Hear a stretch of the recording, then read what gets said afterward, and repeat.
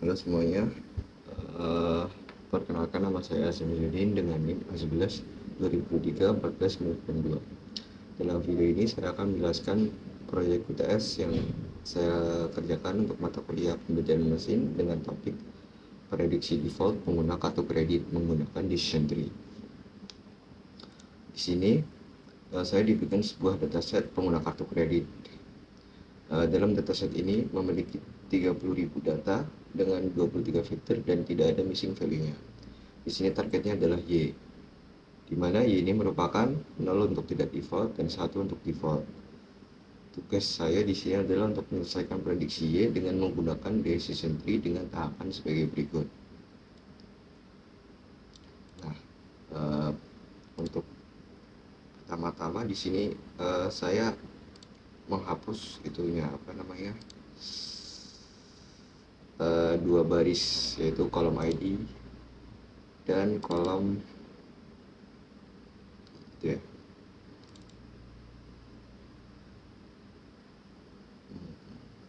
Nah, di sini sudah saya hapus kolom ID. Ya, hapus kolom ID-nya. Ya, next selanjutnya yaitu kita masuk yang pertama, yaitu saya mengimpor dataset dari file Excel yang udah diunduh dari UC. Saya hapus baris kedua yang tadi ya, yang kolom ID. Selanjutnya saya load datanya dari file CSV yang sudah diberikan. Saya cek struktur dan 5 baris pertama untuk memastikan datanya sudah benar ini ya. Mengecek 5 baris pertama, tampilkan beberapa baris. Selanjutnya di sini saya memasukkan fitur saya mengecek fitur, nama fiturnya yang sudah di sini karena nama fiturnya aku jadi X1 sampai X23. Selanjutnya yaitu di sini saya menangani missing value dan duplikat, yaitu jumlah missing value per kolom. Di sini karena dari datanya tidak ada missing value, jadi 0 semua. Setelahnya karena tidak ada jadi kosong.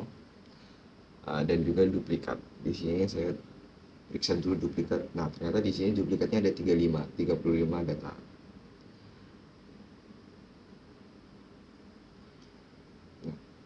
Setelah menemukan duplikat, di sini saya menangani duplikat untuk mengecek duplikat.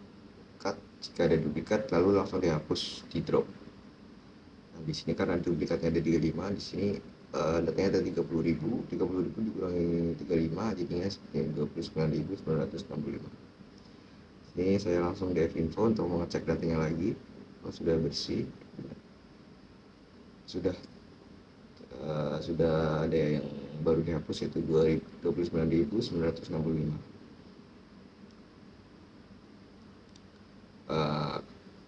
Selanjutnya di sini saya menghapus fitur konstan, mencari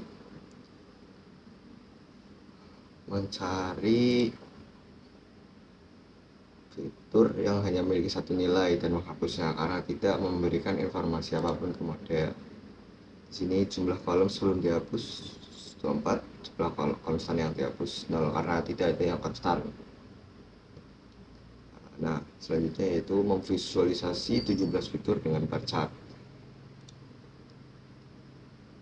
Saya menampilkan distribusi dari 17 fitur pertama menggunakan bar chart. Ini membantu melihat sebaran data dan apakah data yang tidak seimbang. Di sini X1, X2, X3, X4, X5, X6, X7, X8, X9 sampai dengan X17 karena diceknya 17.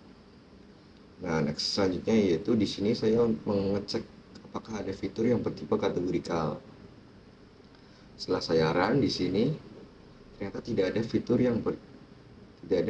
yang bertipe kategorikal dalam dataset. Saya cek itu lagi. Nah, yang ke-9 di sini saya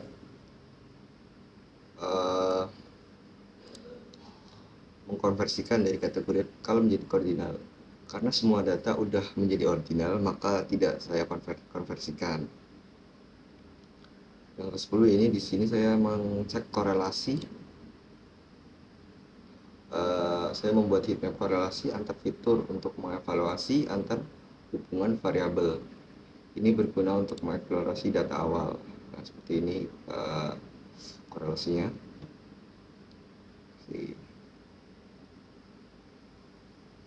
Nah, selanjutnya itu bagi training dan testing.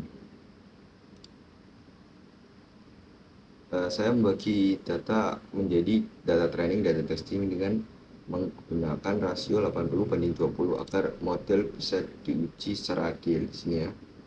0,2 jadi 80/20. Training site trainingnya 23.972 dan testing site-nya 5.993. Nah, selanjutnya itu dengan decision tree ya. Nah, decision tree di sini saya memvisualisasikan pohonnya ya, decision tree-nya.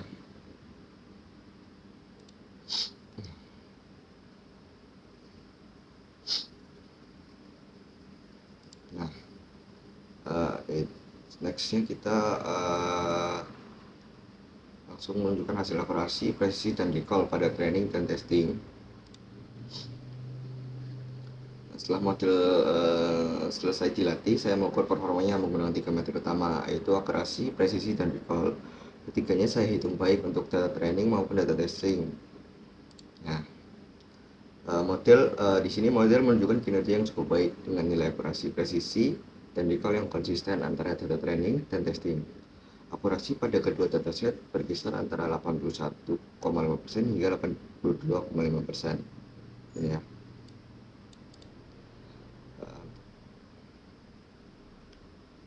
Yang berarti model mampu memprediksi dengan benar sekitar 82% dari total data. Nilai presisi yang stabil menunjukkan bahwa model tidak terlalu sering salah dalam memprediksi kasus default, sementara nilai recall yang seimbang menunjukkan bahwa model mampu mengenali sebagian besar kasus default dengan baik. Karena perbedaan antara hasil di data training dan testing relatif kecil, ini mengindikasikan bahwa model tidak mengalami overfitting maupun underfitting. Secara keseluruhan, model bekerja dengan baik dan dapat diandalkan untuk prediksi risiko default dan ada data baru. Nah, nextnya itu confusion metric pada data testing. Ini saya run ya untuk calculate metriknya, membuat confusion metricnya. Jadi di sini di sini model berhasil mengklasifikasikan nasabah yang tidak gagal bayar non default dengan sangat baik. Dilihat dari tingginya jumlah true negatif sebanyak 4.417. 420, maaf saya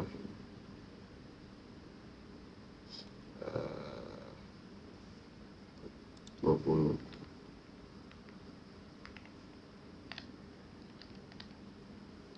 Namun model masih memiliki kelemahan dalam mengenali false negatif yang cukup tinggi, yaitu 868, dan true positif yang hanya 458. Kondisi ini mengakibatkan nilai recall untuk kelas 1 masih rendah karena banyak kasus gagal bayar yang belum terdeteksi.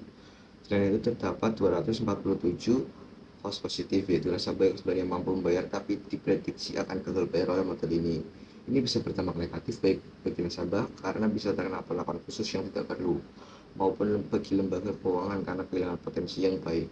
Secara keseluruhan, model ini menunjukkan performa yang baik dalam mengidentifikasi nasabah non-default, namun masih perlu peningkatan pada deteksi risiko gagal bayar kelemahan dalam menurunkan false negatif tanpa menaikkan false positif secara berlebihan. Sekian penjelasan dari saya. Terima kasih sudah menyimak. Semoga bermanfaat.